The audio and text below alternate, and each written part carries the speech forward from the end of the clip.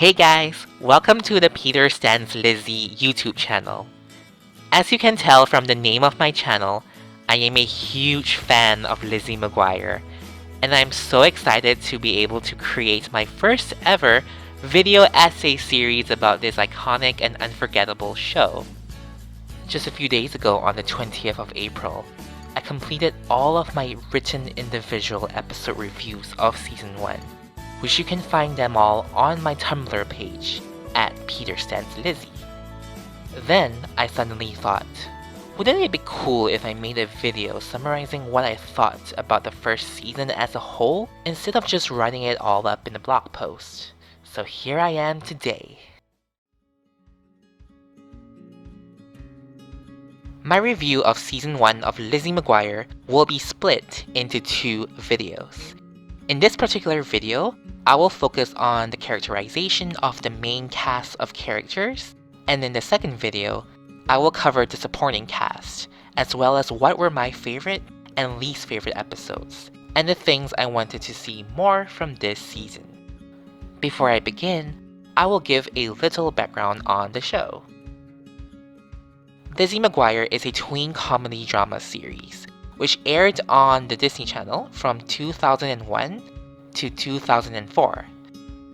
The show stars Hilary Duff as the main titular character, as well as Adam Lambert, Lelaine, Jake Thomas, Robert Carradine, Hallie Todd, who all make up the rest of the main cast.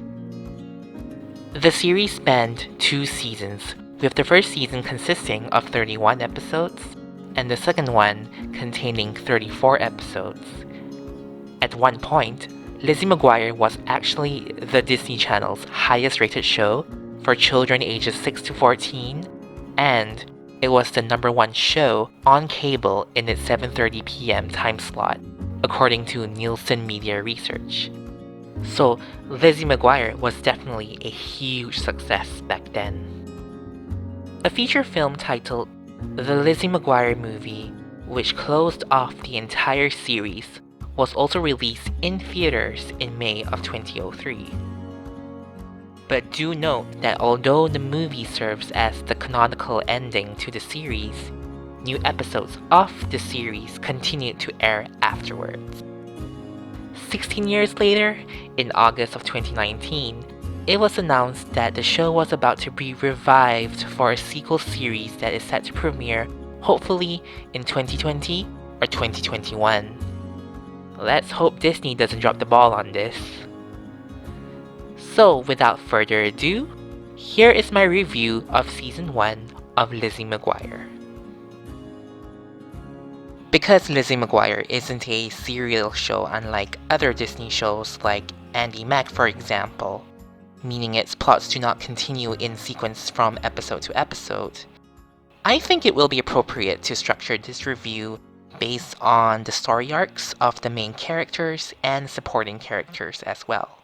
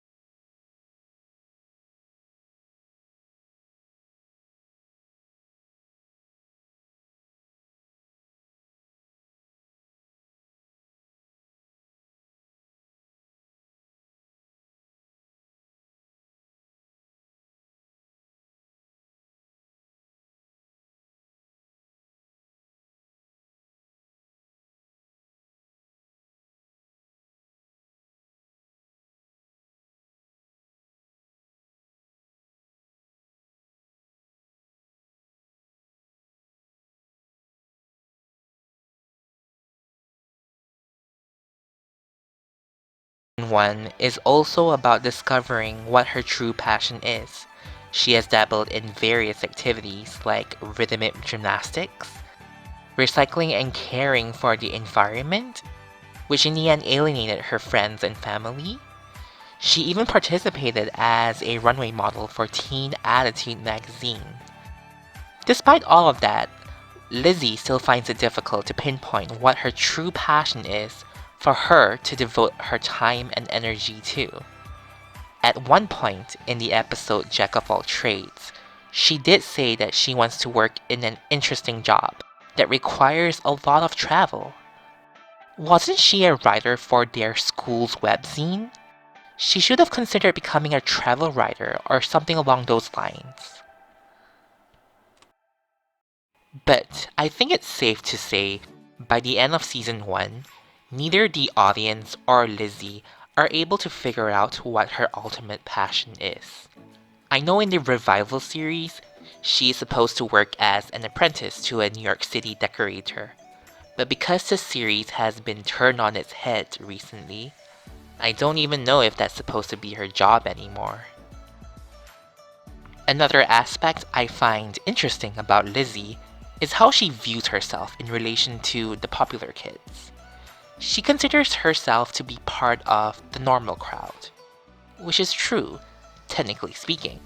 But I will make the argument that she's pretty popular in school herself.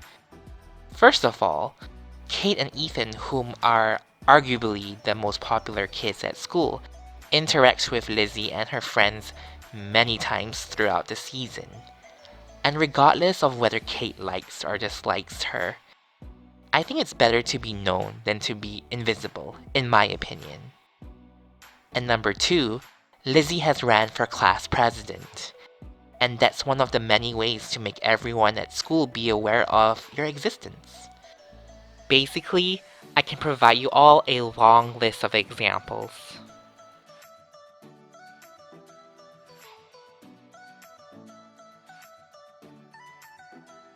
In my opinion, I deem her individual relationships with Gordo and Miranda to substantially differ from one another. With Gordo, he serves as her emotional support system. In case things go south, Lizzie can always count on him to put things into perspective and to be there to help her pick up the pieces.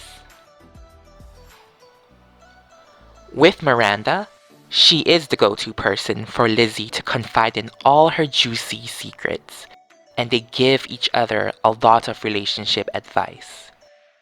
But there are a number of occasions throughout season 1 where there are conflicts set up between the two, which to me tends to feel a little bit contrived and one-sided. But I will elaborate more on this later on. As for her relationship with her brother Matt, they both share the typical bickering siblings type of relationship. Many of the episodes feature Matt doing something to mess with Lizzie, which gets her mad and threatens him. Then, the blame game follows thereafter. But the episode that made me view their relationship in a different light is the episode Sibling Bonds, where they were both handcuffed to one another, and Lizzie discovers that Matt is being bullied by another kid in school and goes into protective big sister mode and takes care of the situation for him. As for her relationship with her parents, I will discuss about it more when I reach the section on Lizzie's family later on.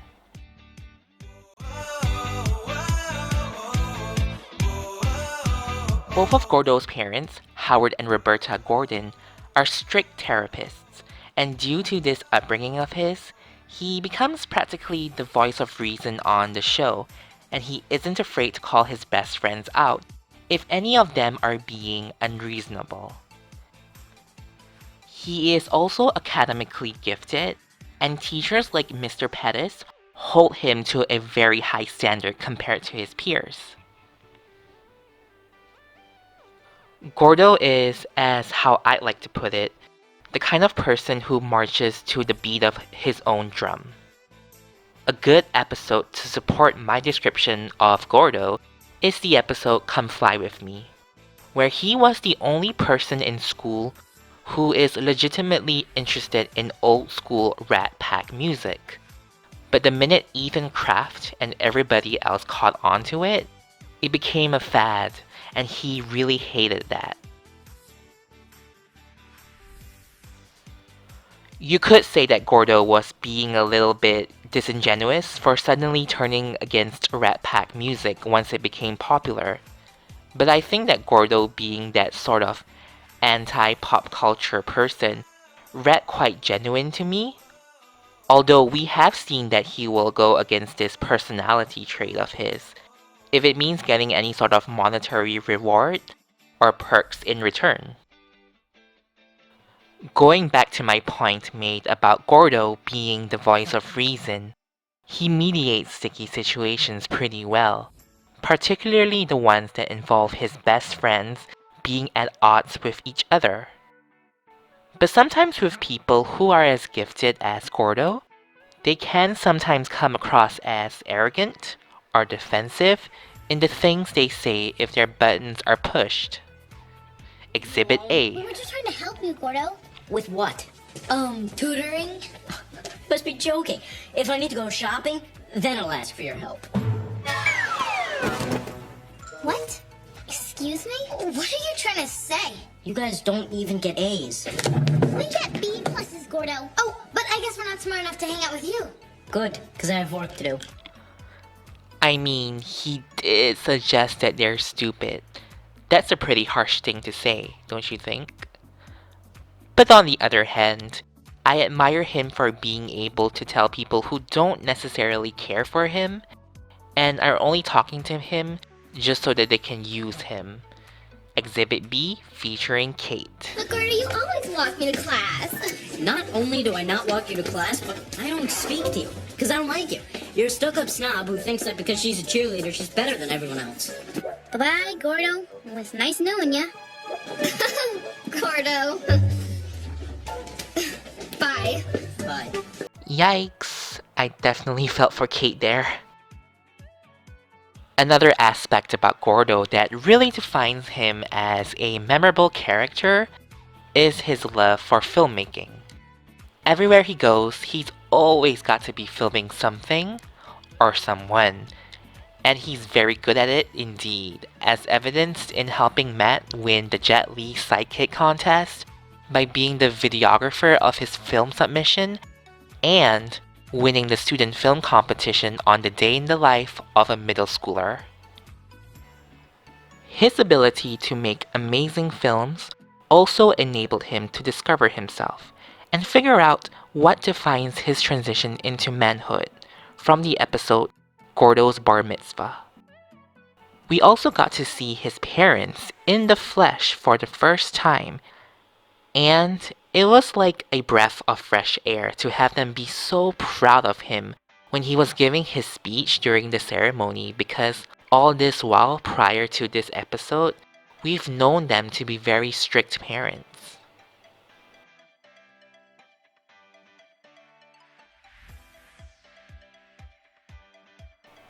What I clearly didn't remember about Gordo until rewatching back some of the episodes was how girl crazy he can be.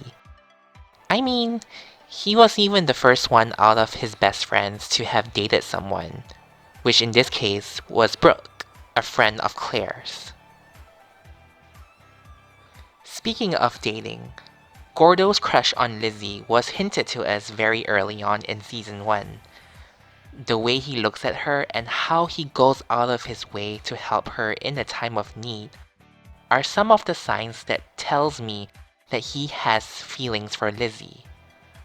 Of course, this is all via subtext, and his crush on her isn't explicitly revealed to the audience until season 2. But I will say this. On the same token, Lizzie is also shown to have the same feelings for him, because in the episode Gordo and the Girl, she got a little jealous after finding out he's been dating Brooke. And in the episode The Untitled Stan Jensen Project, it was revealed that she had a crush on him in the 4th grade. In general, I do ship these two together, and I wish we were able to see how their relationship had grown or changed throughout their high school years and beyond. Let's just hope that the revival series will be able to explain all of that.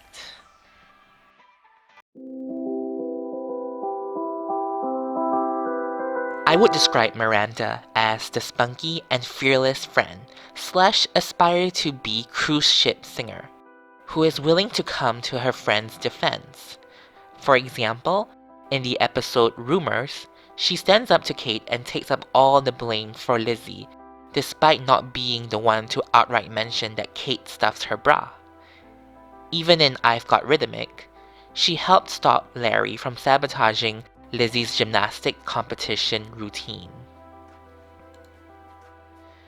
But there are a few instances where she can get extremely nervous, like in the episode The Courtship of Miranda Sanchez, where she suddenly turns into a mini Lizzie, who gets nervous whenever she's approached by Ethan Kraft, but this time around for Miranda, it's with a boy named Ryan, whom she has a crush on.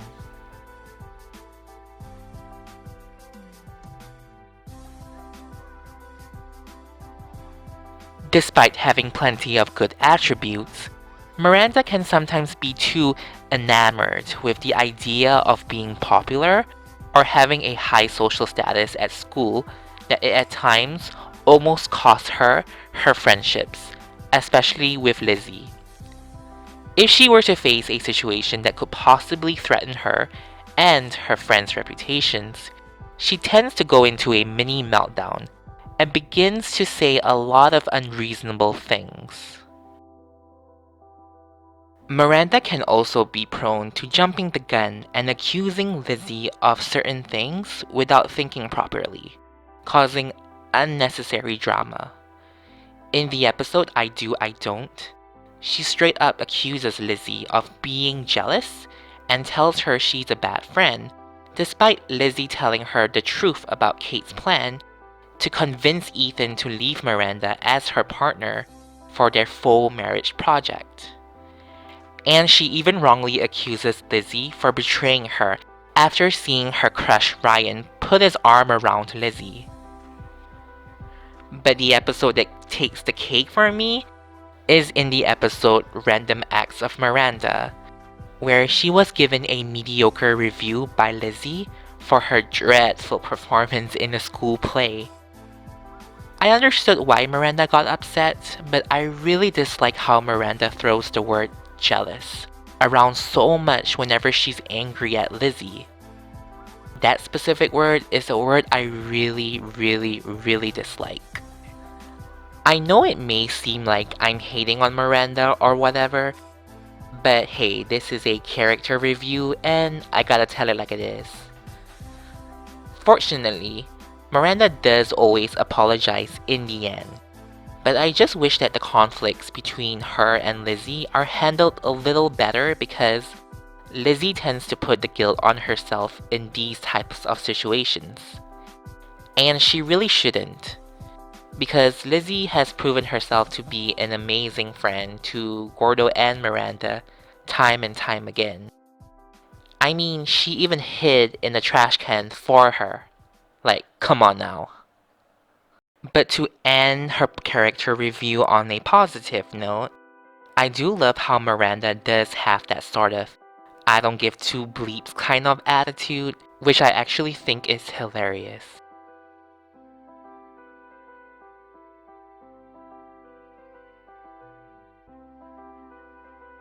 For Matt, a lot of his plots are very much character driven, and they are usually centered around a teaching moment for a much younger demographic of the show. For me, the show portrays them in a sort of cheeky and quirky type of way. It tends to start out with a newly formed interest by him, which eventually goes out of hand and affects his parents and Lizzie altogether. His parents, Sam and Joe Mcguire, usually goes along with his shenanigans at the beginning of each episode, and only when it reaches an extreme, they will definitely rack their brains to come up with a plan to get him to realize the ridiculousness of his ideas and to stop him from whatever he's doing. Like in the episode Picture Day, where he was pretending to be sick and Joe knew he was lying, and so she tries to make his time at home more miserable than it would have been at school. Other examples are like his M-Dog storyline in Jack of All Trades, and in the election episode, where he develops a relationship with his imaginary friend Jasper, which is merely just a ploy to get his parents to buy him new stuff. To be completely honest with you all, I'm not very invested in most of Matt's storylines. I guess because as an adult watching back on these episodes, since I am way outside the target demographic, I find that Matt's storylines tend to lean towards the side of being, childish. But who am I to criticize? Matt is a child after all. But I do have my favorite episode of Matt, which is actually the fan favorite one, Between a Rock and a Bra Place. And this is when he enters himself in a Jet Li sweepstakes contest. And he does a lot of cool comedic action scenes throughout the episode alongside veteran actor David Carradine, who is of course Robert Carradine's brother. It was just a silly and highly entertaining episode for his character, and I actually didn't mind the lack of character development here. To close off my review of Matt, I do need to point out the problem I have with the way they structure Matt's storylines within each episode. For me, it tends to be scattered all across the episode, and sometimes it works, but oftentimes it doesn't, and it distracts me from the main storyline. For example, they would show 20 seconds of his scenes, and then it moves on to the main A-plot for like 6 minutes. Then it switches back to his scenes again for like 30 seconds. So for me, I'm not gonna lie, I found that to be a little bit irritating watching back.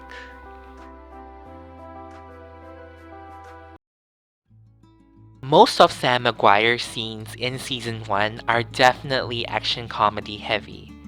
A prime example of this is in the episode Misadventures of Babysitting, where he's so concerned about his kids being alone in the house, and he goes back to check on them. If you guys have watched Home Alone, it's pretty much him getting hurt time and time again for trying to break into his own home. According to the actor who plays Sam, Robert Carradine, he actually does his own stunts. I found that to be a really cool fact. Despite providing a lot of the comic relief on this show, Sam definitely had his own deep emotional bonding moments with the kids. Like in the episode Lizzie Strikes Out, where Sam wants to spend quality time over some dinner with Lizzie because he feels like he doesn't know her the way he used to when she was much younger. Lizzie agrees to it at first, but she decides to go bowling with Ethan Kraft instead, which makes Sam feel really sad and down about it. As the episode progresses, Lizzie feels guilty for ditching him, and in the end, Lizzie invites her dad to tag along with her on her bowling date with Ethan, and she also apologizes to him. Similarly, in the episode Gordo's Bar Mitzvah, he was able to open up to Lizzie about his experiences as a child growing up back then, as well as what it feels like to be an adult with so many responsibilities. And Lizzie really appreciated her dad telling her about his story. It's just so refreshing to see how Sam is able to bond with his own kids so well, and I always appreciate seeing Lizzie and Matt show their concern over their father as well.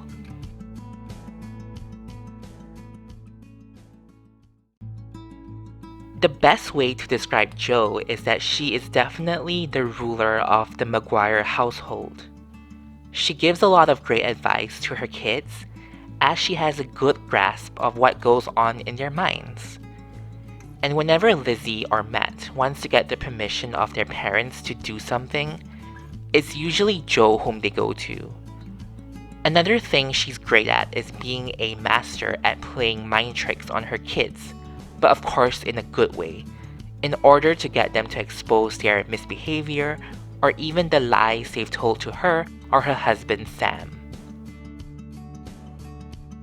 Jo isn't only a great leader, she is extremely compassionate, especially towards her children. My favorite moment of Jo in Season 1 is in the episode Pool Party, where she's looking through the window to see Lizzie talking to Sam about the problems she's facing at school. And this was right after she and Lizzie got into a little argument about Lizzie not being able to go to Danny Kastler's pool party. This scene was very emotional to me because it shows just how much Jo cares about her daughter. On top of that, Jo was certainly the star of the episode When Moms Attack, where she becomes the new girl's chaperone for Lizzie's science camping trip, and she eventually takes up all the blame for leading the TP raid of the boys' tents and bunk beds. From that moment on, she is known to me as one of the coolest moms on Disney Channel ever.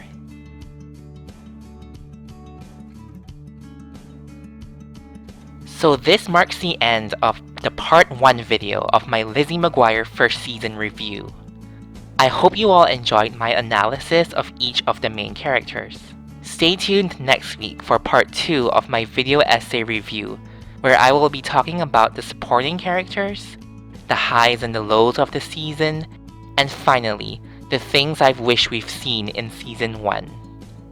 Thank you guys so much for watching this video. Please like, share, subscribe, and leave your comments down below. And I will check in with you all next time. Bye!